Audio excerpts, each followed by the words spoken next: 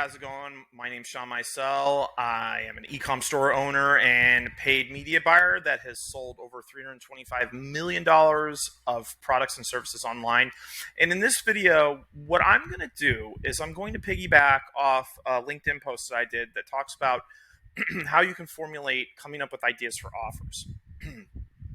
In this one, I'm actually going to show you how to put an offer together for two different scenarios, one for an ecom product, one for a service, and actually make it superior to everything else that's out there. So in the first scenario, we're going to look at ecom products, okay? And I'm on Amazon. Amazon's a great place to look to validate offers, obviously, because you can divine with all these reviews that there's people buying these things, okay? So I'm looking at iced tea makers. Okay, now I may be in the market for an iced tea maker that's electric. I can plug it in. It makes iced tea. It's minimal work. But the question is, what could we do to make the best, most superior offer possible? Let's dive in. So if we look at the first row and we kind of scroll down, we could see that these are a little higher end. These are a little lower end. Overall, they're not much different from like a bird's eye view. So we have to dig in a little bit. And what we start looking at is iced tea maker upgrade with 3-quart fruit infusion flavor glass pitcher, iced tea maker, and coffee brewing system with strength control. Okay. So it's got so we know it's electric. We know that it makes iced tea and has a fruit infusion. That might be interesting, for what we're looking for. Iced tea maker, iced tea coffee brewing system with 2-quart pitcher, sliding strength selector for taste customization. I like how that's positioned. So let's kind of jot these things down as we look at them. Now I want to look at some of these other ones, and what you could kind of see is they're very similar. 3-quart black stainless steel. They pretty much do the same thing, right? Now, what I would do if I was going to compete on Amazon and I was going to make an offer. Here's some things to think about. Most of these are making 3 quarts. Would people be interested in having a higher capacity iced tea maker? Like instead of 3 quarts, what about 4? What about 5, 6, whatever? Okay. Is there a way with the fruit infusion to automate that process where you could put, like a reservoir where you put fruit in and it can brew it directly into the iced tea? Is there a way, because there's iced tea pitchers tend to get kind of grimy. Is there an anti-grime iced tea pitcher? Okay. What you want to look for when you're when you're trying to make a superior white hot offer you could scale in cold traffic is you're just looking for a degree of separation. Okay, I'm going to throw 2 terms at you. The first one's a degree of separation. You just want to, if you can just get an edge over a competitor, whether it's service, it's features, and if it's a feature that results in a great benefit. So, for example, what if let's look at this picture here. This is really good. What if the 85-ounce pitcher? Now, that's interesting because these sound like they're bigger, and some people may not make that distinction. This one talks about, if we click on it, it talks about perfect for iced tea lattes, tea, lemonade, flavored water, black. I don't know. I'm guessing black tea is what they might be talking about. But see how it has this picture of like the little mason jar? What if you included a couple mason jars for cups, or a couple, mugs if it's a hot, if it makes hot tea? What you want to think about is, can you add that degree of separation to stand out? When I do ecom products, I use a technique, and I do this with services too. And it's called the kitchen sink technique. So you've heard the saying, like, throw everything at them, including the kitchen sink. Well, let's think about that for a minute. So there's an ice cream parlor in a place called Walnut Creek, and it's actually been on Man vs. Food, where they have a thing called the kitchen sink. And other places have adapted this, but they literally put every scoop of ice cream and just about every conceivable topping on it. It's insane to look at. But the reason, but if you picture that, if you could throw every conceivable thing that your ideal customer would want even if you had to price your thing higher, your offer higher, there's a good chance you could sell it. Case in point, we were selling, and we will again, arcade full stand-up arcade cabinets. Okay, let me give you kind of an example of what this looks like.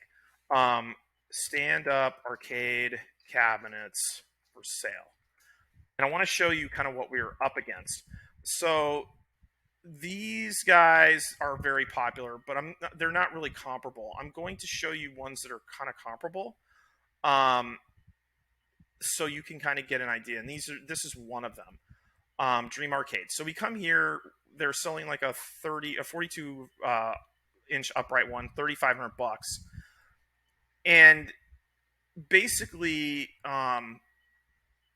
you know, they're basically selling 250 free games or plus free games. There's a games list, all this stuff, right? This is like a confusing mess to look at, but what you want to look for is, okay, what if I could sell a game that had 4,500 games? Well, in our case, we had a scenario where we only had 4,500 games and we're competing against people that had like 16,000 games, and they were selling these machines for like $1,600. We couldn't even price these at that amount. We had to sell them a lot more expensively to make a profit. But what we did is we're like, what would people want to have with an arcade game? Well, they wanted bar stools because they may not want to stand the whole time. Okay. They wanted a custom wrap. You could see that there's no custom wrap on this. You have to probably pay for it. And there basically there was a short warranty, and they they didn't include anything else. So what we did is this: we priced ours at $5,000. You got 4,500 games, a free custom wrap, a free pair of bar stools, and you got a free handmade neon sign. So the way we positioned it was like, it's not just an arcade cabinet, it's an entire game room. We were able to sell 3 or 4 of these a week on cold traffic profitably and still pocket $1,600 because we put together a better package. We said, okay, let's throw the kitchen sink in there and see what these guys will take. And it turned out they would take quite a bit. So let's look at this example if we were to go at it from a service route. And I know I'm connected with a lot of email marketers, so let's take that one. So if I come here and I put email marketing coaching. Now, we could do something like coaching. Let's see what services brings up. Let's see if we find, these are a lot of reviews. So let's do coaching because I know I found some there. And what we're going to do is just go into the first one we see here, which is this Kelly Roach coaching. Build the legacy you dream of. This is interesting that comes up under email marketing coaching. So let's just run with that because it's a service-based offer. So we see serious about growing your business. You've landed in the perfect place. I have a lot of thoughts about that. They're not generally positive. I think that's just not great, but let's just keep going. Good things come to those who don't wait. We lead with value. Schedule a free 15-minute call to gain clarity on simple, actionable solutions for your business, so no sales pitch included. Now, my guess is what happens, and this is, I think, not very well done. All right, no disrespect. I'm not trying to, dunk on anybody, but what you want to think about when you have an offer. Now, that offer could be to pay you to do something, coaching, or it could be an offer to get them on a call.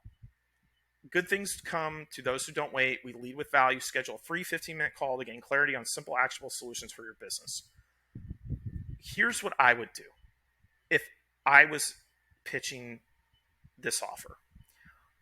I'd be more specific, and I'd be clear about what we're going to talk about. What I would do is I would get on that call. I would say, this is what I would offer. I will fix your biggest X problem on the phone in 30 minutes or less. Meaning, you tell me what you're dealing with, I will tell you how to fix it. Now, I know there's going to be some audible gasp and people in their heads, or maybe out loud, saying, this guy Sean's an idiot. But let me explain to you why that works.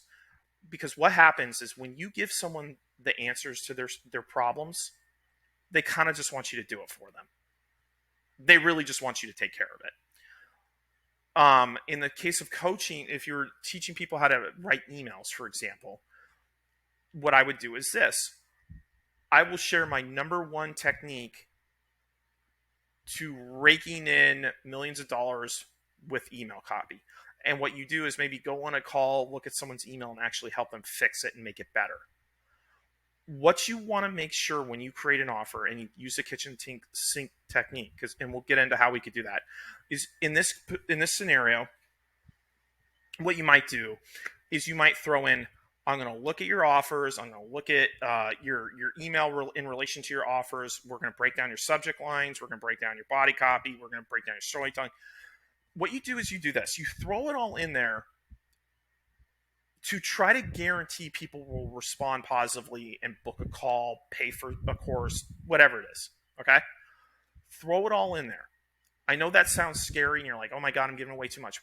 What you end up finding out is if you could sell that offer with all those things in it, you could charge more for it. Or you find out that there's certain things that the customers don't really care about, and you can take them out and still charge more for it. What you're trying to do with your offer is a couple things. One, you're trying to stand out. Two, you're trying to deliver a sense of surety to your customer or client. So like in the case of the ecom product, you would put a really big, long warranty period on it and make it hassle-free and even pay for returns. Because what statistically you'll find is that people don't take advantage of them because they generally, if you have a good product, you don't have to really worry about it. Like our arcade cabinets, we put like a 5-year guarantee on them because we know they were good. We didn't worry about them. Our power consoles that we sell, we put a 6-month warranty. We know they're good. They've never been returned. And it's been past 6 months for a lot of them. So what you want to do with your services is do a full service package. Put everything that you can think of that would benefit that customer or client into your offer. Okay, you don't need to make up fake values for it. Just put it in there. And then what you do is this. This is going to make you millions of dollars. And it'll help you scale offers and cold traffic. Even if you lose money on the initial round, but you get paying customers, go back to them and get brutally honest feedback and ask them, what did you like? What did you not care for? What did you think you wanted, but then ended up not wanting? What did you not get that you really wish you had? Now, what happens is this. Is when you ask for feedback like that, you really take it in, you turn around and you execute on it, you'll make more money because you can charge more. Because if these people are telling you that, other people are thinking it. Like you say, you go into a classroom, right? And the teacher says, if you have questions, please ask because your classmates may have the same questions. It's usually true. There's usually a lot of truth to that. So what I want you to do is take the first post, and I'll recap it here for you if you didn't see it, is if you're struggling to come up for ideas for an offer, look at your bank account and what do you spend money on? I don't care if it's services, coaching, B2B stuff. I don't care if it's iced tea makers, wine, video games. It doesn't matter to me. What do you spend money on? And then pare it down by what is the thing that you get most excited about. If you love paying for coaching and mentoring, great. That should be the thing you go for, is you do the mentoring and coaching. Okay? Step 2, again, go see what's being offered out there so you know what people are actually, can get a sense of what they're paying for and make it better by using the kitchen sink technique and throw everything into that offer. Everything. Just initially. Just get some feedback. Close some deals. Get the feedback from your clients or customers. Let them tell you how to make that offer better and just be plain about it. Say, hey, look, I know this isn't perfect. Can you tell me how I can make this better from your perspective? As long as you're sincere about it, they'll tell you. because they want you to succeed. If they had a good experience with you. And sometimes even if they didn't, if you're coming at them like, hey, I really want to get better at what I do, here's your money back. Can you just tell me what I could do better? People generally will be helpful that way. Do these two things. We're going to, do these two things, and you're going to be successful, and you will have an offer that you can scale in cold traffic. And I know this because I've spent over 8 figures of some of my own money and clients' money to sell over $325 million online with, you name it, e-com, coaching, info products. It's stuff that, like, on radio, TV, like, I've done it everywhere. So I'm telling you, there's these things are always present when we scale. Okay. Now in the next video, what I'm going to show you is how to collect the feedback and how to interpret it. In the video after that, I'm going to show you how to actually structure ad campaigns that actually work. Okay. Leave me a comment below. Let me know if you enjoyed this, if this was helpful to you. And I'll see you in the next one.